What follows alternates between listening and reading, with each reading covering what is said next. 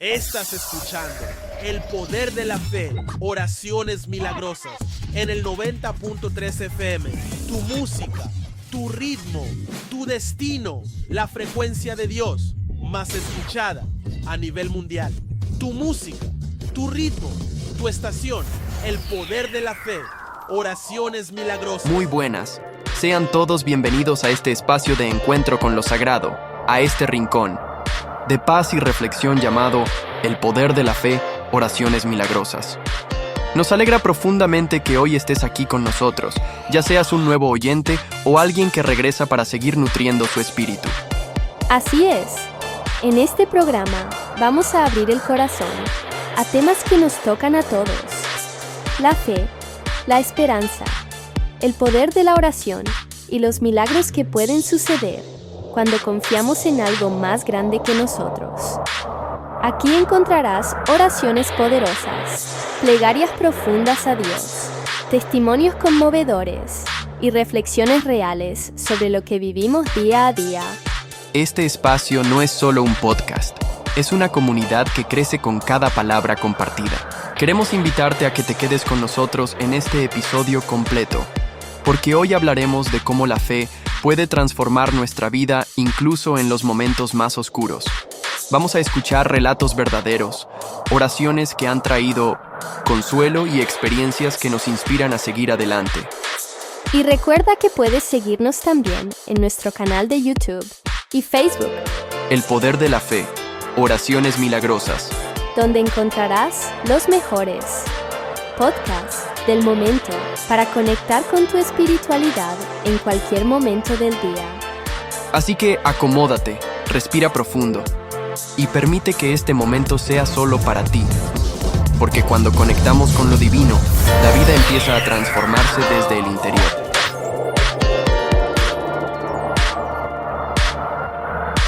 ¿Qué onda? Bienvenidos a esta conversación. Hoy nos vamos a meter a fondo con un tema que siempre genera como historias muy intensas, ¿no? Sí, un tema fascinante. Exacto. ¿Qué les pasó realmente a los 12 apóstoles después de la crucifixión de Jesús? La idea que casi todos tenemos es que, casi todos murieron como mártires y de formas bastante terribles. Vamos a revisar un poco qué dicen las tradiciones, qué nos aporta la historia y qué podemos saber con un poquito más de certeza. Claro, separar el grano de la paja, digamos. Justo eso. La misión es separar el mito de la evidencia sobre cómo terminaron sus vidas. Bien, pues empecemos a desglosar este asunto. Dale. Se escucha muchísimo eso de que todos murieron horriblemente por Jesús, ¿no? Salvo Juan, claro. Sí, esa es la narrativa popular. Historias como la de Pedro, que dicen fue crucificado de cabeza en Roma. Porque no se sentía digno y tal. Exacto. O la de Andrés, en Grecia, en una cruz en forma de X. Son imágenes súper conocidas, muy poderosas. Pero, a ver, ¿qué tan sólidas son realmente esas historias? Bueno, esas narrativas son potentísimas, sin duda. Han inspirado a millones de personas a lo largo de los siglos. Claro. Pero, ya cuando las pones bajo la lupa de la historia, la cosa se vuelve más compleja. Ayuda mucho pensar en lo que los historiadores llaman la memoria viva. Memoria viva. ¿Qué es eso exactamente? Es, digamos, la información que pudo circular con cierta fiabilidad boca a boca o por escritos muy tempranos, durante los primeros, ponle 200 años después de los hechos. Ok, como un periodo donde los recuerdos aún estaban frescos, por así decirlo. Exacto. Si nos basamos en fuentes de ese periodo, la certeza sobre cómo murió cada apóstol varía muchísimo. Podemos clasificarlos, de hecho. A ver, eso suena interesante. ¿Cómo sería esa clasificación? Podríamos decir que hay casos con evidencia sólida, otros que son probables, algunos que son indeterminados, y para otros, pues, la muerte natural parece lo más razonable según la evidencia que tenemos. Vale, aquí es donde se pone bueno esto. Veamos los casos. Empecemos por los que sí parecen más claros, los que tienen evidencia sólida. Claro. Mira, el caso de Santiago el Mayor es probablemente el más firme de todos. ¿El hermano de Juan? Ese mismo. Tenemos un registro muy temprano, directo del Nuevo Testamento, en el libro de Hechos de los Apóstoles. Ajá. Capítulo 12, versículo 2. Dice claramente que fue ejecutado a espada por orden del rey Herodes Agripa, allá en Jerusalén. Eso se considera históricamente muy sólido. Entendido. O sea, uno confirmado casi sin dudas, ejecutado a espada. ¿Y qué hay de Pedro? Mencionabas la crucifixión invertida. Sí, esa imagen es muy fuerte, pero ahí empieza el matiz. A ver. La historia específica de la crucifixión invertida aparece en fuentes que son ya de finales del siglo II. Podrían tener un sentido más teológico, ¿sabes? Más simbólico que una crónica histórica literal. Entiendo. Como para resaltar su humildad frente a Jesús. Exacto. Lo que sí confirman unas 10 fuentes distintas, y estas sí son tempranas, de los siglos I y II, es que Pedro murió como mártir en Roma. En Roma. Sí, muy probablemente durante la persecución del emperador Nerón. Ok. Ahora, ¿cómo murió exactamente? Si fue crucifixión normal, si fue quemado, eso es menos seguro. Pero su martirio en Roma sí está muy bien atestiguado por múltiples fuentes tempranas. Interesante. O sea, martirio en Roma es casi seguro, la forma exacta, no tanto. Y mencionaste a Pablo también, ¿no? Aunque no era de los 12 originales. Exacto, pero su caso es muy relevante aquí. También hay unas 8 fuentes tempranas que lo ubican en Roma y señalan su muerte allí. ¿Y cómo murió él? Pues, como Pablo era ciudadano romano, lo más probable es que fuera decapitado. Ah, claro.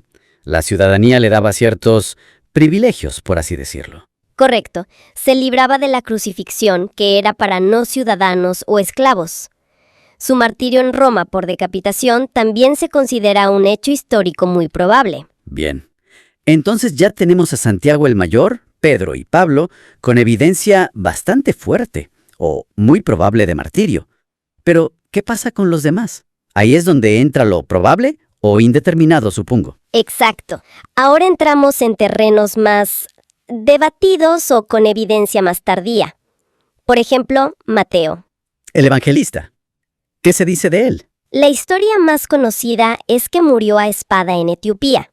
Suena muy específico, ¿no? Sí. Pero esa historia viene de fuentes bastante tardías. Hablamos del siglo VI o incluso del IX. Uf, muchísimo después. Muchísimo.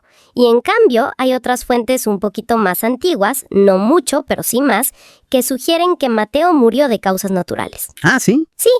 Así que hoy por hoy, la balanza de la evidencia histórica, pues se inclina más a pensar que Mateo tuvo una muerte natural. Vaya, eso sí que contrasta fuerte con la imagen popular del mártir. Totalmente. Y luego tienes casos como el de Bartolomé. Uy, la historia de que lo desollaron vivo. Esa es terrible. Espeluznante, sí. Pero esa historia, que lo ubica en Armenia, es todavía más tardía. Hablamos del año 500 o 600 después de Cristo. O sea, medio milenio después. Exacto. Y además, ojo, hay como 5 o 6 tradiciones diferentes y contradictorias sobre cómo murió Bartolomé. Ah, ¿sí? ¿Cuáles? Que si lo apedrearon, que si lo quemaron, que si lo ahogaron, que si lo crucificaron. Con tantas versiones distintas y todas tan tardías, históricamente se considera indeterminado. Simplemente no podemos saber qué pasó. Entiendo. Demasiada confusión y poco fundamento temprano. ¿Y qué hay de Tomás?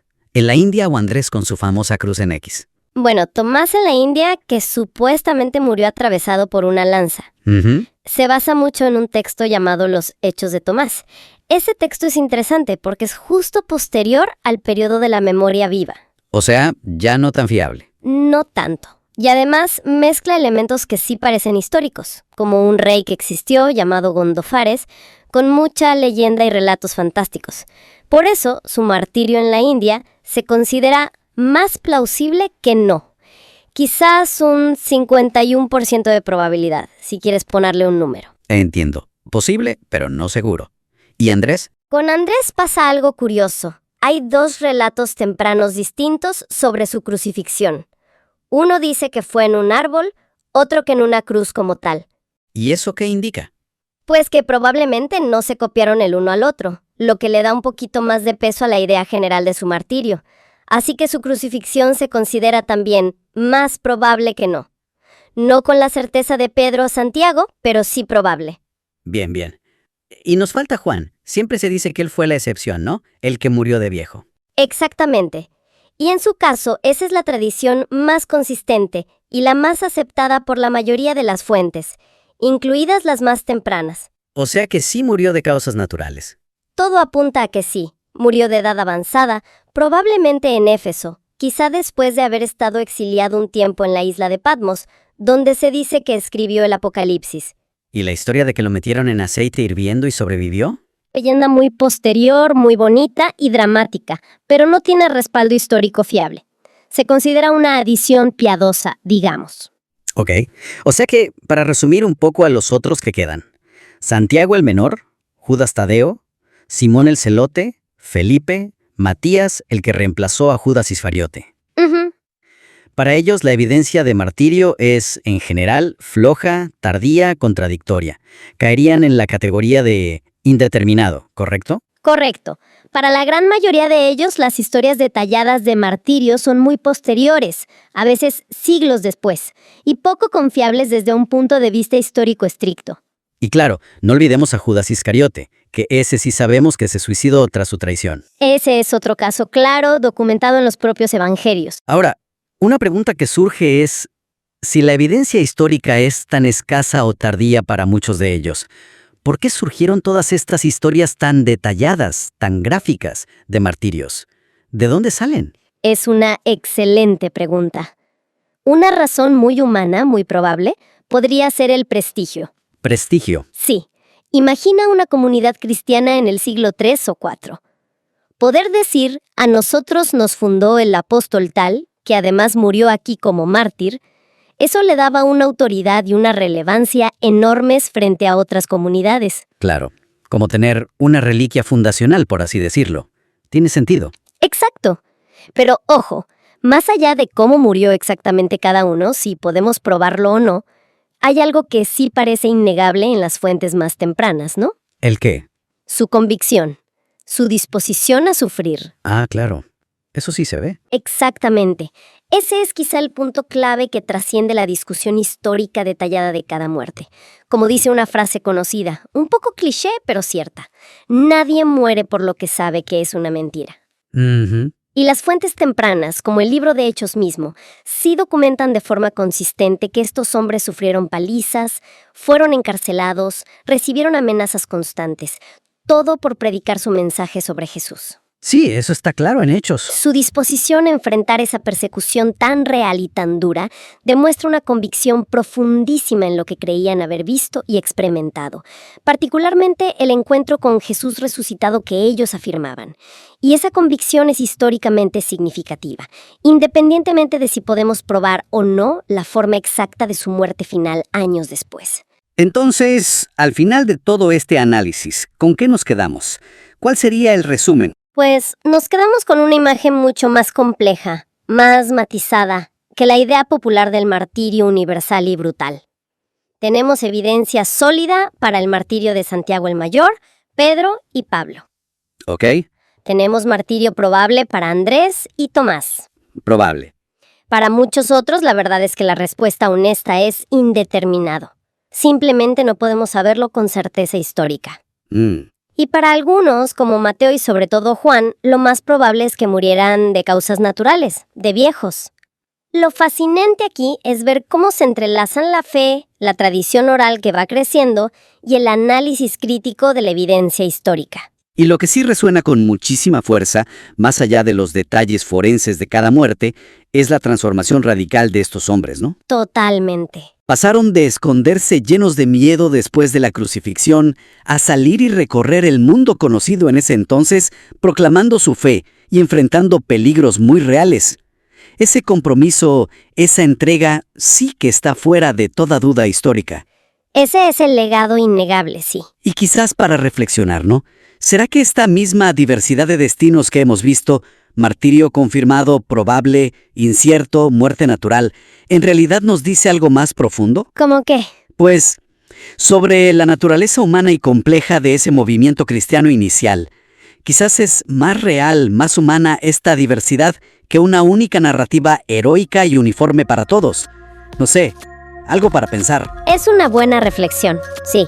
La historia raramente es monolítica. Exacto. Bueno, pues muchas gracias por acompañarnos en este análisis a fondo.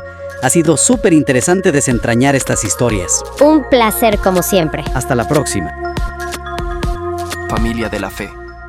Hemos llegado al final de esta emisión de El Poder de la Fe, Oraciones Milagrosas. Pero nuestro camino juntos no termina aquí. Recuerda que cada palabra, cada plegaria y cada testimonio compartido es una semilla de esperanza que puede florecer en tu vida. Gracias por dejarnos entrar a tu hogar, a tu corazón y a tu espíritu. Nos llena de alegría caminar contigo en este sendero de luz y espiritualidad. Te invitamos a que nos sigas acompañando cada semana en este espacio de reflexión, oración y encuentro con Dios. No te vayas sin hacer lo siguiente. Comparte este programa con alguien que lo necesite. Dale me gusta si tocó tu corazón.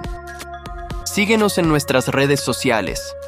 En YouTube como El Poder de la Fe, Oraciones Milagrosas y en Facebook, donde también te esperamos con más contenido que fortalece el alma, porque la fe se multiplica cuando se comparte y los milagros suceden cuando creemos con el corazón. Nos escuchamos muy pronto y recuerda, Dios nunca llega tarde. Siempre llega a tiempo. Bendiciones infinitas y hasta la próxima emisión. El Poder de la Fe, Oraciones Milagrosas. El poder de la fe. Oraciones milagrosas. El podcast de la semana.